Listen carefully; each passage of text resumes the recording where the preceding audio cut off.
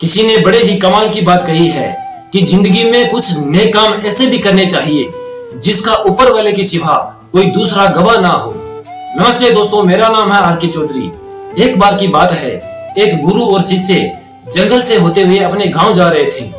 रात काफी हो चुकी थी, तो उस शिष्य ने गुरुजी से पूछा कि रात काफी हो गई है, अगर आपकी आज्ञा हो तो यहाँ किसी एक गांव में रात गुजार लेते हैं। गुरुजी ने अपना सिर हिलाया और वो दोनों पास ही के किसी एक गांव में एक घर के पास जाके रुकते हैं। गुरु के शिष्य ने उस घर का दरवाजा खटखटाया और उस घर के अंदर से एक गरीब व्यक्ति बाहर आता है।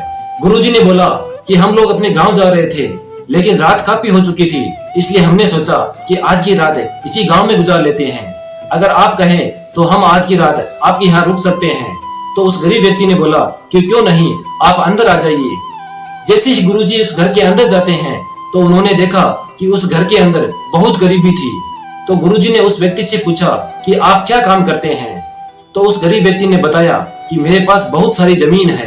तो गुरुजी ने बोला कि अगर आपके पास बहुत सारी जमीन है तो आप ऐसे कैसे रह रहे हैं। तो उस व्यक्ति ने बोला कि मेरे पास जो जमीन है उसके बारे में गांव वाले बोलते हैं कि यह बंजर जमीन है, यहाँ पे फसल नहीं उगाई जा सकती, इस पे फसल उगाना बेवकूफी की बात है।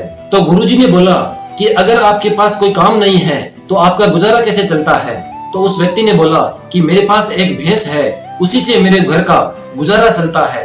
ये सब बातें होने के बाद सब लोग सो जाते हैं और गुरुजी भी सो जाते हैं। जब सब लोग सो रहे होते हैं तो गुरुजी उठकर अपने शिष्य को उठाते हैं और उस गरीब व्यक्ति की भैंस को लेके अपने गांव की ओर रवाना हो जाते हैं। तो उस शिष्य ने अपने गुरुजी से पूछा कि गुरुजी, आप कहीं ये गलत तो नहीं कर रहे हैं, उस व्यक्ति की रोजी रोटी इसी भैंस की वजह से चलती है। तो गुरुजी उसकी तरफ देखते हैं और मुस्कुरा के आगे बढ़ जाते हैं। इस बात को लगभग 10 साल हो चुके होते हैं। उस गुरुजी का शिष्य भी बहुत बड़ा गुरु बन जाता है। तभी उसे अचानक उस गरीब व्यक्ति की याद आती है। उसने सोचा कि हमारे गुरुजी ने उसके साथ अच्छा नहीं किया था, अभी मुझे वहां चलकर देखना चाहिए कि उस व्यक्ति की परिस्थिति क्या है। और वो शिष्य उस गांव की ओर रवाना हो जाता है। जब वहां पहुंचता है और वो वहां पे देखता है कि जहाँ पे वो गरीब व्यक्ति की झोपड़ी थी वहां पे आलीशान मकान बन चुका होता है, और वो जो बंजर जमीन थी वहां पे फूलों और फलों का बगीचा बन चुका होता है। और थोड़ी देर में वहां का वो मकान मालिक वहां से आता दिखता है और वो शिष्य उसे पहचान लेता है। और उस शिष्य ने उस आदमी से पूछा कि क्या आपने मुझे पहचाना, मैं और अपने गुरुजी एक रात आपके यहाँ रुके थे। और उस व्यक्ति ने उसे पहचान लिया और बोला कि आप उस रात कहाँ चले गए थे, आपके जाने के बाद मेरी भैंस भी पता नहीं कहाँ चली गई थी, मेरे पास कोई और रास्ता नहीं था, इसीलिए मैंने कठिन परिश्रम से अपनी जमीन पे फसल उगाई और उस पे फसल उगाई।